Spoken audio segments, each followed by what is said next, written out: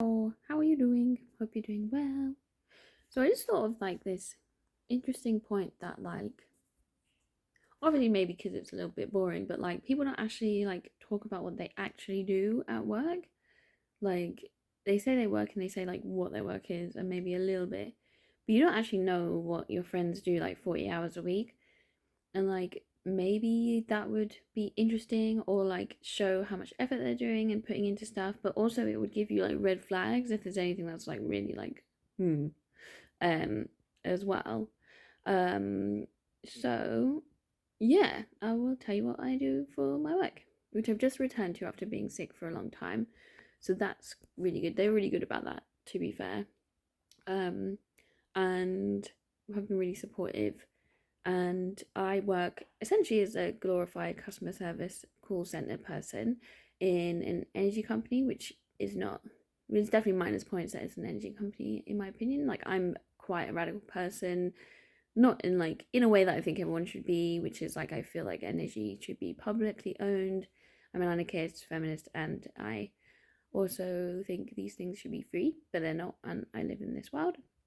And yeah, so corporation wise, maybe not my favorite area, but also unfortunately those kind of places also have money as well. Like, and I'm aware that that is because they take from the public too much money, in my opinion. So it is a bit of an awkward one for me personally. At the same time, like people need energy, and I'm kind of doing my best to like ease the slap of capitalism in my role, which I'll explain shortly. So it's definitely a weird one. I mean, the thing is like I've never really, even when I worked for charities and stuff, it never felt very moral. Like in charities, there was like either very minimal money and like issues with that kind of area and like redundancy risk and stuff, or like bullying as well, like among staff and like people just kind of being like corporations as well. So again, I just think the whole system is the problem of capitalism and colonialism and stuff. So yeah, so yeah, just working in general is like a big question mark in my mind. Like if for the world, like I definitely think it's just the way that the people in power like keep us occupied most of our time, so we can't like do a revolution and stuff because we're busy working. Anyway, um, yeah, but considering that context, like I do love my job and the people I work with, and especially like the public. So I work with customers, um, often working class customers, like vulnerable customers. Vulnerable customers are my customer base. We're called the priority services. So it means that we are there for energy customers that are vulnerable. And so um as you can imagine, like those are people that are like doing fine, but a lot of them are like struggling or like in poverty or struggling with like health, mental health, because they're vulnerable as well and living in this world of systemic injustice. A lot of vulnerable people are like other vulnerabilities as well. So often you have like compact, I don't know what the word is, but like multiple at once. um yeah, so we're like specially trained for those customers, and I already have my own expertise and background in these areas because I studied inequalities as a master's level, and then I've worked in like diversity related organizations or diversity related roles. Some of them are like much like, I remember I was like brutally bullied in this research institute at the London School of Economics for inequalities. So like that's an example of like you try and work for like a moral place, but it's actually like really not. So you're not like filled with lots of options, I feel, for that. But yeah, I think they do exist like moral jobs, but they're like really rare, and it's super privileged to be able to get into one and to be well paid and to have job security and for that to be within your limits of capacity. At the end of the day, like this organization that I work for has the means to like support me properly, and like they're very good, generally speaking, with like disabled staff members and adapting to them and so on. Um, yeah, and I have really loved them like as a workplace. They have treated me really, really well. um and like I was quite traumatized from bullying in other roles, and that came out in my role, and they were really supportive through that. And like even changed like meetings for me to make it less stressful and like less like triggering for me and stuff. So I have a really massive like place in my heart for who I've worked with and appreciation for like the company in terms of like how it treats its workers. It's definitely much better than others. Um, but again, it's probably because they have also the fact they have a lot of money helps. Okay, so now to what I actually do. So like I work from home and um you like log into your computer and then there are like loads of criteria we have to hit on the call. So like um there's like quality, so that means you have to do certain things, like you know, supporting the customer properly, like using their name throughout, like saying specific things to meet quality aims. And then compliance is like we're regulated by Ofgem, and Ofgem set really strict rules, as they should, but as like an employee it's quite hard to meet them because you have to say like basically you have to do like I would say like 35 things in a call at least. And like if you don't hit them, it's like a fail. And yeah, they're very high standards, but I'm really quite good at those. I think my autism makes it like a fun game, and I'm like woohoo, and I feel more job security if I hit them all. Um, so I mean, some of them are a bit like this is a bit pointless, and it's not really what the customer needs, but it is how it's been decided to hit certain metrics and statistics. So that's quite frustrating. Um, Anyway, so you'll get lots of different types of calls. There'll be lots about like supporting vulnerable people. So like every call we have to update the priority services vulnerabilities. So we have to ask them about their vulnerabilities, which as you can imagine is quite awkward sometimes. Like some people really don't want to talk about it. Some people are like, why are you asking me about this? And I'm like, I have to explain that this is for your safety, and like because if someone has an injury and they can't reach their meter, for example, then it could be quite dangerous. So yeah, I can understand why people might not want to talk about it, or like they might not want to give that data to any corporation. So it totally makes sense. Some do want to talk about it, and they want to talk about it a lot, in fact. And yeah, some people that's all they want to talk about is just they just start telling you about a horrible thing after a horrible thing that's happened to them in their life. Bless them. And yeah, you have to really make a decision then on like what your role in that conversation is. Yeah, a lot of the time people just let them release because that's essentially what they sound like they need, but it depends really. So you have to like work with who you're talking to about what you do in that kind of situation as well. You still have to realize that you're not someone's therapist at the same time, but it's still like I am a very compassionate, empathetic person, so a lot of the time I will essentially be like their support worker for a couple of minutes or like for the whole call sometimes.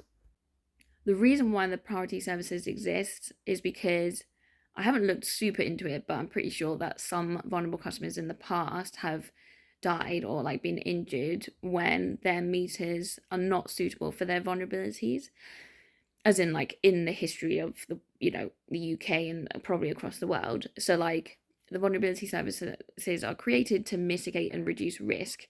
So the highest risk customers that we get are people that have medicine in the fridge, medical equipment. So these could be things like oxygen use. They could be things like heart or lung ventilators. Basically, like some people have machines at home where they have to use them in order to keep being alive. So like if your supply goes off and you don't have electricity, then you could die basically. So those are like the highest risk customers, and that's what our services was developed to like help protect. The thing is that we are my area is specific to pay as you go customers, and really those people should not be on pay as you go meters because they're riskier than pay monthly meters, which are more likely to stay on supply. So it's quite rare that we still have someone who is that at risk on a pay go meter, because we strongly advise them to be like, look, this is so dangerous for you, please change to pay monthly. I do a lot of that kind of advice giving. But like the most stressful calls are like when someone is calling me because they're off supply and they have a health machine that's obviously not working, and they're like, you need to get me on like right now. So like yeah, I have had people that are like struggling to breathe, like call me and say that they're off supply, and that I have to like really be as calm as possible and as quick as possible, um, to put them back on.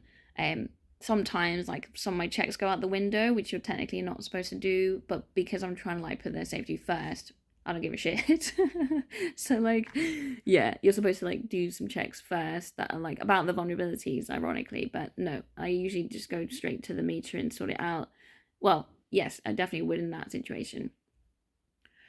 So yeah, so yeah, that's quite scary basically. But I think I deal with them fine because my like autistic, I stress about them afterwards, but like at the time my autistic senses are like, I gotta sort this out right now. Focus. Um yeah. And we also book like emergency appointments for people that are off supply as well.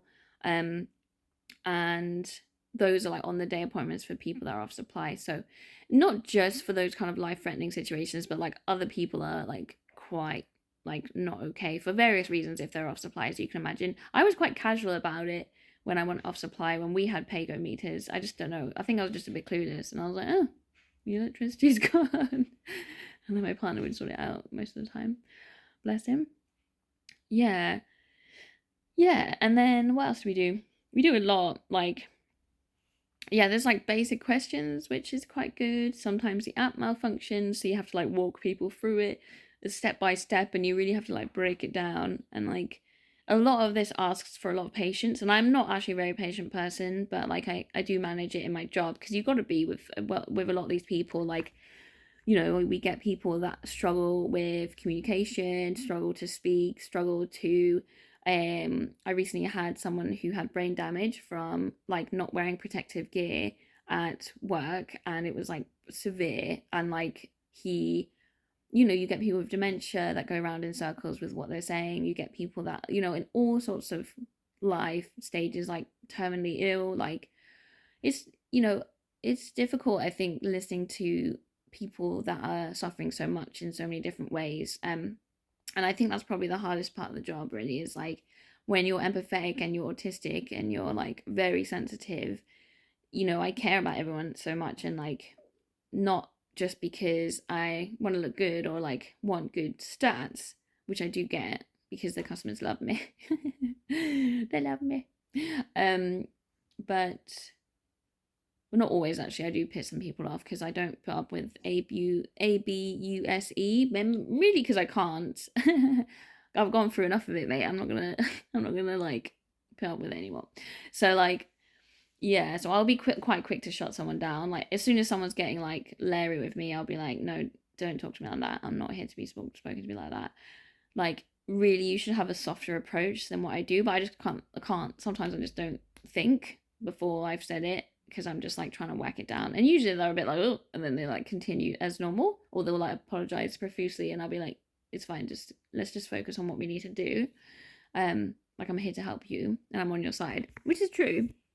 And yeah, really, you should probably do it softer, which I'm trying to like do, which is like, I'd really appreciate it if you'd stop talking to me like that kind of thing. But like, that's super hard to do when your main aim is like, I need to preserve my health and my energy. So it is hard to do that. Yeah, and I haven't had like very horrible ones recently. Well, apart from someone that like was blaming me for their like SUIDCIDAL feelings. Because of like a delayed check, I think. I don't know. So someone else did, which is really unfair and manipulative, but it really like messes me up. I've had a few people do that because they're so down that they just attack you, and obviously they don't like the company often, and just because people don't like big companies that take money from them, understandably. And yeah. So, but I'm a person, and like I more often than not will totally agree with the customer. But there's a limit to what you can say there. Like I definitely do agree with them a lot, and I agree when services are wrong and when things are wrong, and I take it as far as I can, really. And it also works for customer service because the customer loves that and gives you great feedback because they're like, oh, someone that actually understands, that actually agrees with me, that actually is going to do what I need